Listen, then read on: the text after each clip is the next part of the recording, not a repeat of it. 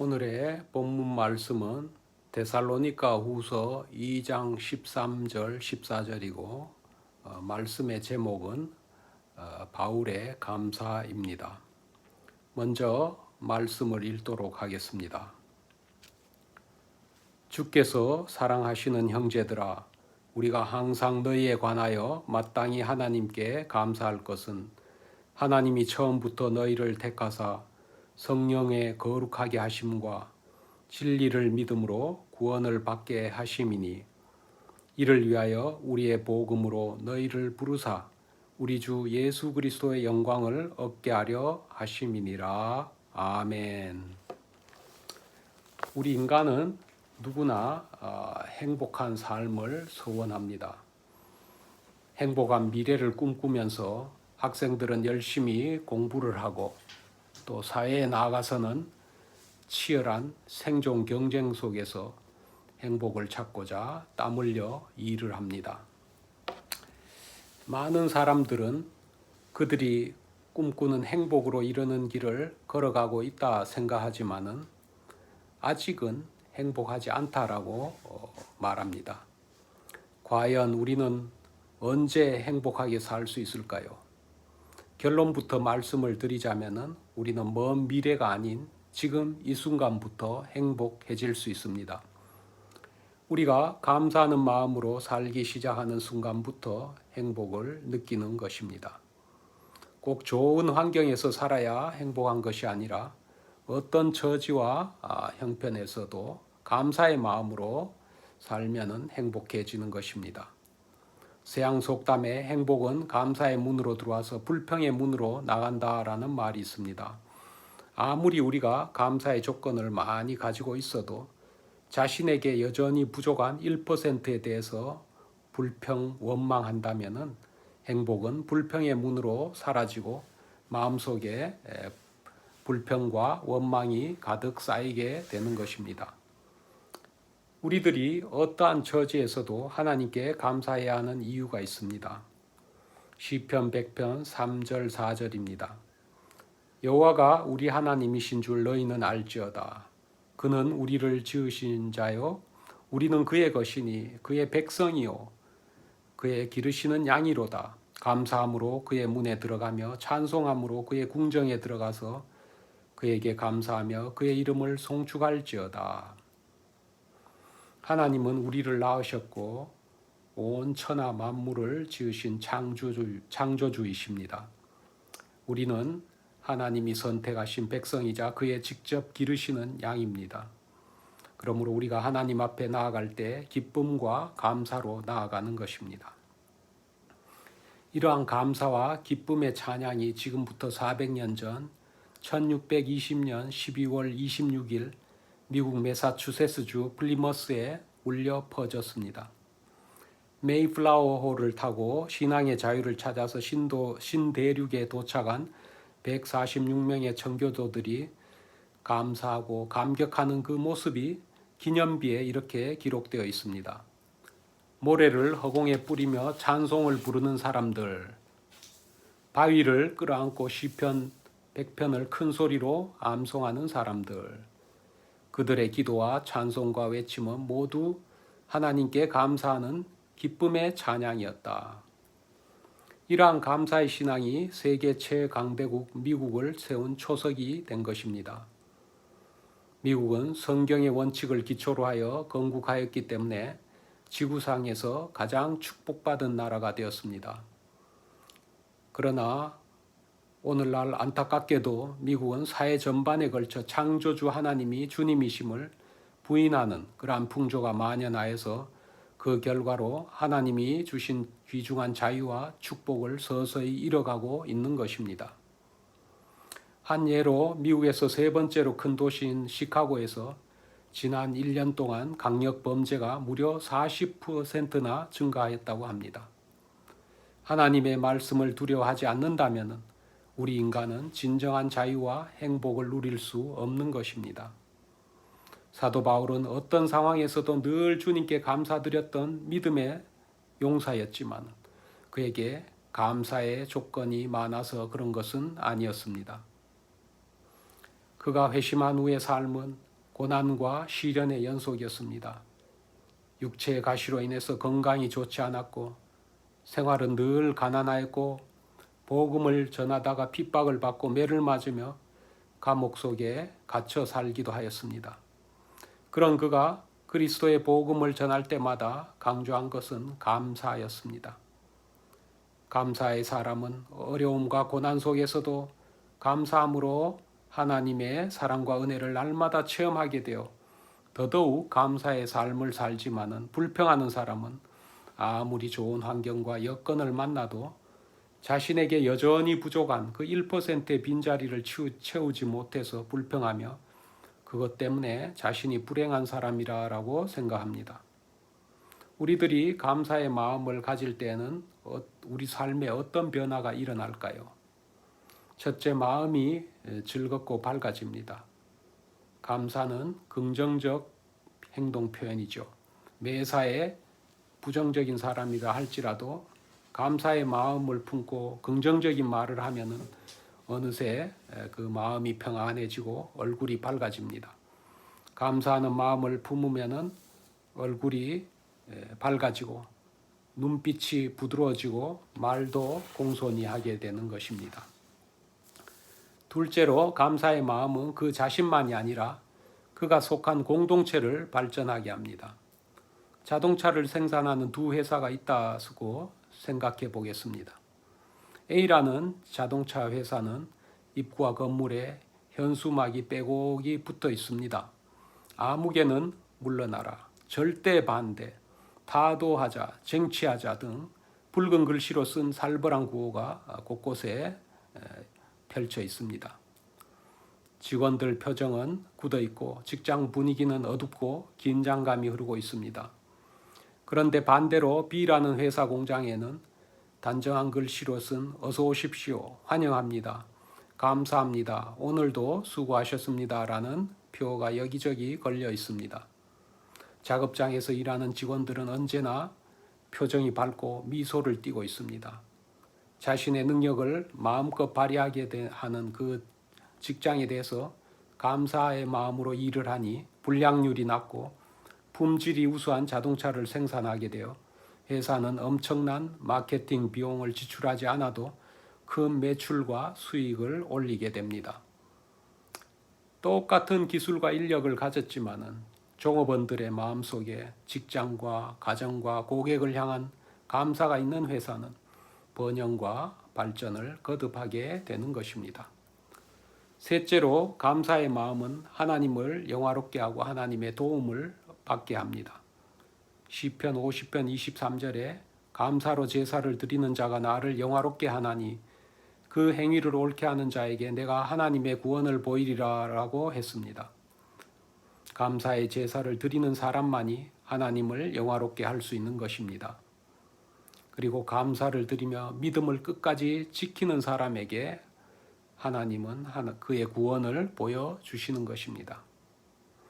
요나 선지자는 큰 위기 속에서 감사의 제사를 드림으로 구원을 받았습니다.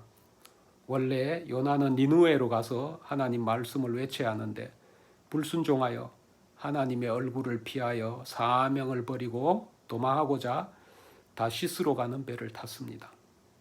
그러다가 풍랑을 만나 제비뽑기에 뽑혀서 바다에 던져지고 큰 물고기 뱃속으로 들어갔습니다. 그런데 요나는 그 물고기 뱃속에서 감사의 예배를 드렸습니다. 요나서 2장 7절에서 9절 말씀입니다. 내 영혼이 내 속에서 피곤할 때 내가 여호와를 생각하였더니 내 기도가 주께 이르러 싸우며 주의 성전에 미쳤나이다. 거짓되고 헛된 것을 숭상하는 모든 자는 자기에게 베푸신 은혜를 버렸사오나 나는 감사하는 목소리로 주께 제사를 드리며 나의 서원을 주께 갚겠나이다. 구원은 여호와께 속한 였나이다 하니라. 요나가 하나님 말씀대로 감사함으로 제사를 드리자 놀라운 일이 일어났습니다. 하나님이 물고기에게 명령하여 요나를 육지에 토하게 하였습니다. 요나는 목숨을 건지게 되었고 니느웨에 가서 하나님의 말씀을 선포하는 사명을 잘 감당하게 되었지요. 하나님은 이렇게 감사하는 자를 눈여겨보시고 구원해 주십니다. 감사하는 목소리로 예배하는 자를 구원해 주십니다. 우리들도 물고기 뱃속에 갇힌 요나처럼 우리 삶 가운데 여러 가지 문제로 괴로워하고 답답해하고 힘들어할 때가 있습니다. 앞뒤로 다 막혀서 이러지도 저러지도 못하는 절망적인 처지가 되기도 합니다. 그러나 어려움 가운데서도 불평과 원망 대신 감사의 그 기도를 드리고 또 예배 드릴 때 하나님의 도우심을 받게 되는 것입니다. 본문의 사도 바울은 데살로니가 교회를 생각할 때마다 하나님께 감사를 드렸습니다. 데살로니가 교회는 바울이 전도하여 세운 교회로 빌립보 감옥에서 석방된 후에 신라와 함께 데살로니가에 와서 주변에 온갖 박해와 고난을 당하면서 교회를 세운 것입니다. 데살로니가는 지금의 그리스 남부 지역으로 당시 수많은 종교의 여러 종파들이 있었고 여러 민족이 혼합되어 살고 있었습니다.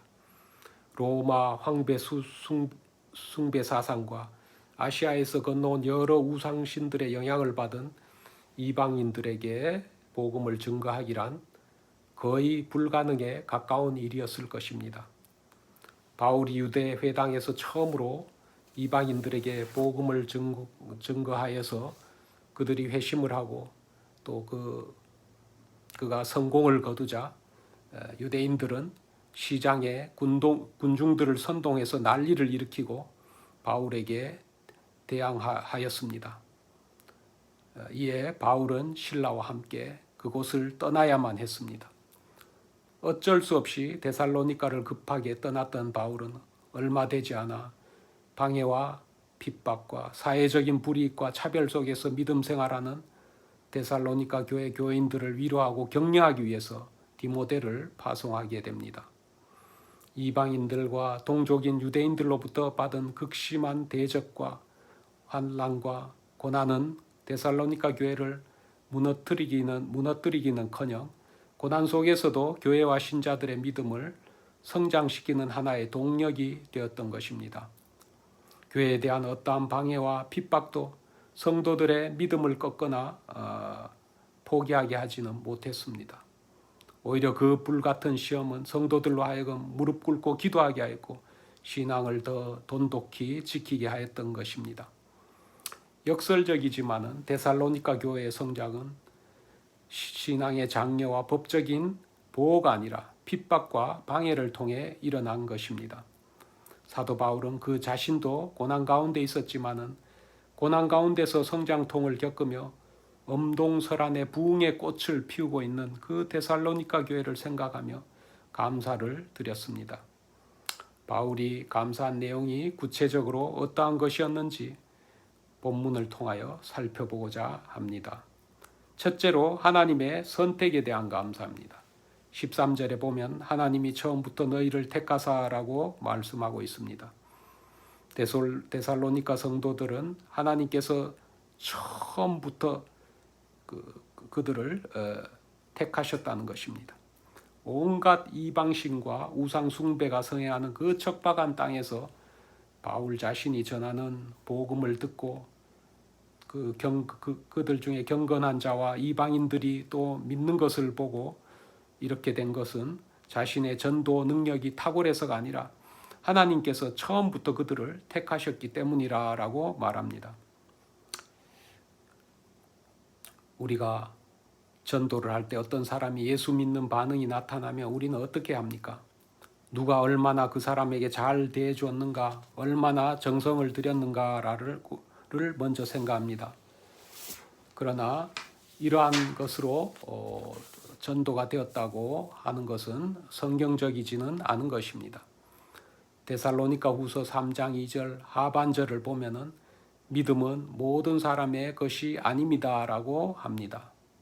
복음을 듣고 믿는 것은 모든 사람의 것이 아니라 하는 것입니다. 복음은 모든 사람들이 듣고 나서 그것 참 좋은 소식이네, 나도 믿어야지 하면서 당장 그렇게 쉽게 결단을 하게 하는 것이 아니라는 것입니다. 그러므로 믿음은 모든 사람의 것이 아니라 하나님으로부터 선택받은 자의 것이죠. 예. 그러면 하나님의 선택이 왜 감사한 것일까요? 우리는 허물과 죄로 죽었기에 우리가 스스로 생명을 선택할 수가 없기 때문입니다. 우리는 우리가 스스로 선택하여 믿음의 길에 들어선 것이 결코 아니죠. 만약 우리가 여러 가지 종교 가운데서 내가 기독교를 선택하여 예수님을 믿어 구원을 얻었다라고 생각한다면 그것은 종교적인 신념이 되는 것입니다. 아직도 자신의 힘으로 선과 악을 선택할 수 있다라고 여기는 것입니다.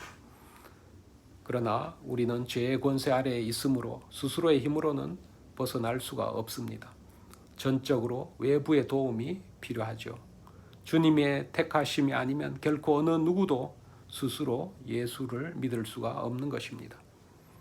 그러므로 오늘날 우리가 예수 믿는 것, 누군가의 전도를 받고 믿음의 길로 들어서는 것은 주님께서 택하시고 행하신 일인 것을 증거하는 것입니다. 고린도전서 15장 10절에 바울은 그러나 나의 나된 것은 하나님의 은혜로 된 것이니 내게 주신 그 은혜가 헛되지 아니하여 내가 모든 사도보다 더 많이 수고하였으나 내가 아니요 오직 나와 함께 하신 하나님의 은혜로라 라고 고백했습니다. 죄인 중에 괴수였던 그 자신을 사도로 삼아 주신 것이 오직 주님의 택하신 은혜이기 때문에 누구보다도 더 많이 수고했지만은 또 더 많은 일을 했지만은 그 모든 것이 다 주님의 은혜라는 고백입니다. 둘째로 성령의 거룩하게 하심과 진리를 믿음으로 구원받은 사실에 대한 감사입니다. 하나님께서는 처음부터 택하셨기에 택한 자를 성령으로 거룩하게 하시고 믿음으로 구원을 얻게 하시는 것입니다. 그러므로 우리가 자력으로 거룩함을 이루는 것이 아니라 성령 하나님의 역사하심으로 우리가 거룩함을 얻는 것입니다. 우리의 노력으로 거룩함을 성취하는 것이 아니라 보혜사 성령님의 활동하심으로 우리가 거룩함을 얻은 것입니다. 또한 진리를 믿음으로 구원을 얻는 것입니다. 말씀의 능력을 의지하고 믿음으로 구원을 얻게 되죠. 얻는다는 것은 내가 능력이 없기 때문에 얻는 것이죠. 참으로 나 자신이 무능함을 인정하고 하나님이 그 구원해 주심을 감사하는 사람이 바로 믿음이 큰 자입니다. 내가 주님의 은혜를 얻어야만 하는 불쌍하고 연약한 자임을 깨닫고 하나님이 주시는 구원의 은혜에 기뻐하고 감사하는 사람이 진정 믿음이 큰 사람이죠. 마태복음 15장에 한 가나안 여인이 자신이 그 귀신 들린 딸을 고치고자 예수님께로 나왔습니다. 예수님은 아무 말씀이 없으시다가 여인이 계속 소리를 지르자 이스라엘의 잃어버린 양에는 보내심을 받지 않았다라고 말씀하셨고 이에 여인은 예수님께 나와서 절을 하며 도와달라고 애원을 합니다. 예수님은 자녀의 떡을 취하여 개들에게 던짐이 마땅치 않다라고 거절하셨습니다. 그러자 여인은 옳습니다. 그러나 개들이 그 주인의 상에서 떨어지는 그 부스러기를 먹듯이 그 부스러기의 은혜라도 내려달라고 간청했습니다. 예수님은 여인을 향해 믿음이 크다라고 칭찬하셨고 여인의 소원대로 그 딸은 나음을 받았습니다. 우리에게 무엇이 큰 믿음입니까? 능력과 표적과 기적을 행하는 것이 아니라 자신이 얼마나 죄인인지 얼마나 구원받을 자격이 없는 사람인지를 알고 주님께 겸손히 긍휼을 구하는 사람이 믿음이 큰 사람입니다. 아무리 주의 이름으로 선지자 노릇을 하고 귀신을 쫓고 많은 권능을 행하여도 하나님 뜻대로 살지 않는다면 주님은 불법을 행하는 자라 책망하실 것입니다. 자신이 얼마나 큰 죄인인 것을 알고 겸손히 무릎 꿇고 주님의 긍휼을 구하는 그 믿음은 우리의 노력이 아니라 하나님의 은혜로 주어진 것입니다. 바울은 데살로니가 성도들이 성령의 거룩하게 하심과 하나님이 주신 그 믿음으로 예수를 믿어 구원을 얻게 하셨음을 하나님께 감사하는 것입니다. 이러한 감사의 모습이 우리 성도들이 마땅히 해야 할 진정한 감사인 것입니다. 세 번째로 그리스도의 영광을 얻게 하신 것에 대한 감사입니다. 14절에 보면은 이를 위하여 우리 복음으로 너희를 부르사 우리 주 예수 그리스도의 영광을 얻게 하려 하심이니라고 말합니다. 우리를 처음부터 택하시고 성령의 거룩하게 하심과 진리를 믿음으로 구원을 얻게 하신 것이 바로 바울이 전한 복음이었습니다. 바울은 예수님으로부터 받은 그 복음을 데살로니가 성도들에게 전파한 것입니다. 그러므로 이 복음으로 너희를 부르사 우리 주 예수 그리스도의 영광을 얻게 하려 하심이다라고 그는 고백합니다. 성령의 거룩하게 하심을 얻고 진리를 믿음으로 구원을 얻고 주 예수 그리스도의 영광을 얻는 것입니다. 예수 그리스도의 영광을 얻는다는 것은 최후의 심판 때에 나타날 그 영광만을 말하는 것이 아닙니다.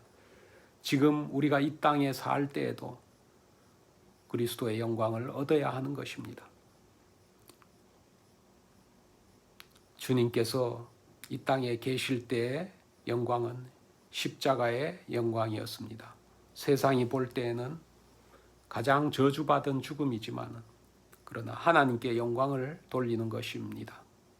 고난의 길이 영광의 길이었습니다. 오늘날 우리들이 예수 그리스도를 통하여 받는 예수 그리스도로 인하여 받는 그 고난을 통해서 그리스도의 영광이 나타나는 것이죠. 우리는 그리스도의 영광을 자꾸만 세상의 썩어질 영광으로 바꾸려 하지만은 베드로전서 4장 14절 말씀에 보면은 너희가 그리스도의 이름으로 치욕을 당하면 복 있는 자로다. 영광의 영 곧 하나님의 영이 너희 위에 계십니다라고 했습니다. 예수 그리스도의 이름으로 세상으로부터 부끄러움을 당하고 있지만은 바로 그때 하나님의 영이 우리에게 거하신다는 것입니다. 예수님이 십자가를 지심으로 하나님의 영광을 받으셨습니다. 우리가 예수 그리스도와 함께 고난의 길을 걷는 것은 나중에 나타날 그리스도의 영광을 미리 경험하는 것입니다. 사도 바울은 오늘 본문 다음 절인 15절에서 이러므로 형제들아 굳게 서서 말로나 우리 편지로 가르침을 받은 유전을 지키라 라고 했습니다. 사도 바울은 데살로니가 교회 성도들이 거짓 교사들의 가르침과 종말론에 미혹될 것을 염려해서 그들을 붙들어 줄 견고한 반석이 바로 하나님의 말씀임을 강조합니다. 세상에서는 악한 자가 온갖 능력과 표적을 나타내고 거짓 기적이 난무하여도 거기에 현혹되지 말고 바울이 전한 말과 편지를 통해서 가르침을 받은 그 복음을 굳게 지키라는 것입니다. 아직 그 당시는 성경이 완성되지 않았으므로 하나님의 말씀을 받은 그 사도들의 가르침에 집중을 하고 그 가르침을 토대로 믿음을 굳게 세우라는 것입니다. 시대가 혼란하면 혼란할수록 우리들의 마음은 하나님의 말씀보다는 세상의 교훈과 가치에 흔들리기 쉬운 것입니다. 2000년 전 데살로니가 교회 성도들이 직면한 그 외부로부터의 그 수많은 박해와 내부의 거짓 가르침의 위기를 해치는 가장 효과적이고 유일한 방법은 복음에 굳게 서는 것이었습니다. 어지러운 세상을 따라가지 않고 오직 주님 말씀에 귀를 기울일 때 우리들은 그리스도의 영광, 바로 예수 그리스도가 다시 오실 그날의 영광을 이 땅에서 누리게 될 것입니다. 이제 말씀을 정리하고자 합니다. 우리가 하나님께 감사의 제사를 드리며 하나님을 영화롭게 하면 하나님은 우리들에게 풍성한 은혜를 주시는 것입니다. 하나님이 우리를 귀하게 여기시고 축복하시고 또 어려움을 우리가 만날 때 우리에게 도움의 손길을 내미시는 것입니다. 언제나 감사하는 마음으로 주님께 나아가 예배드리며 믿음으로 사는 자를 고난 가운데서 건져주시고 또 하나님이 택하신 좋은 때를 형통케 하시는 은혜가 있는 것입니다. 하나님은 다윗이 어려울 때마다 그에게 피할 길을 주시고 그를 수많은 위기로부터 구해 주셨습니다. 다윗이 항상 하나님께 감사하고 하나님을 신뢰하고 찬양하였기 때문입니다. 그의 삶 전체가 하나님께 드리는 감사와 찬양이었습니다. 주는 나의 피난처라는 베스트셀러 책을 쓴 네덜란드의 코리 텐 부음 여사의 일화입니다. 2차 대전 때 그녀의 가족은 유대인들을 숨겨주었다는 제목으로 온 가족이 체포되어서 강제 수용소에서 죽음을 기다리는 처지가 되었습니다. 그녀가 그녀의 언니와 지냈던 수용소 방은 너무나 더러웠고 벼룩이 얼마나 많았던지 온몸이 가려워 도저히 견딜 수 없었다고 합니다. 그러나 그녀의 언니는 이런 비참한 상황까지도 감사해야 한다고 하였습니다. 그들은 범사에 감사하라라는 성경 말씀을 붙들고 주님 우리에게 벼룩을 주신 것도 감사합니다라고 기도했던 것입니다. 그리고 두 자매는 수용소에 있는 사람들에게 열심히 복음을 전하며 그들의 구원을 위해서 간절히 기도했다고 합니다. 그런데 이상하게도 간수들이 다른 방의 사람들은 밖으로 데려가서 처형을 하는데 자신들의 방에는 간수들이 들어올 생각도 하지 않는 것이었습니다. 나중에 알고 보니까 그 방에 벼룩이 너무 많은 것을 알고 간수들이 그 방에 들어올 생각도 하지 않아 살아남게 되었다는 것입니다. 이처럼 우리가 어떤 상황에서도 하나님께 감사하면 하나님은 하찮은 벼룩을 사용하셔서라도 우리를 보호하시고 구원하시는 것입니다. 그러므로 우리들은 어떤 상황에서도 주님을 붙들어야 합니다. 시편 13편 5절 말씀입니다. 나는 오직 주의 사랑을 의지하여 싸우니 나의 마음은 주의 구원을 기뻐하리이다. 우리들은 어떤 절망적인 상황에서도 믿음을 잃지 않고 참 소망이신 주님을 붙들어야 합니다. 어렵고 힘들지라도 우리 눈앞에 펼쳐진 절망적인 상황이 주님의 약속보다 더 크고 더 가깝게 보일지라도 주님을 향해 감사해야 합니다. 우리들이 주님을 신뢰하고 의지할 때 내 마음속에 있었던 그 두려움과 불안이 사라집니다. 나를 둘러싼 외부 상황이 개선되었기 때문에 내가 희망을 가지고 두려움을 물리치는 것은 결코 아닙니다. 여전히 공경에 처해 있지만 여전히 생계와 건강을 걱정해야 하는 어려움에 직면해 있지만 하나님의 긍휼과 인자하심과 구원하심을 조금도 의심하지 않아야 합니다. 이집트의 종살이와 척박한 광야 생활에서 이스라엘을 구원하신 그 하나님이 오늘도 살아계셔서 나를 구원하실 것을 확실히 믿어야 합니다. 나에게 하나님 제가 다른 것은 다 감사해도 이거 하나만은 도저히 감사할 수가 없습니다 라고 고백하고 싶은 것이 있습니까? 진정한 그리스도인이라면 그것마저도 감사해야 합니다. 비참한 상황 속에서도 현재의 고난에 집중하는 대신에 소망이신 하나님을 바라보아야 합니다. 바로 그 순간 우리 마음 깊은 곳에서 찬양과 감사가 샘물처럼 솟아날 것입니다.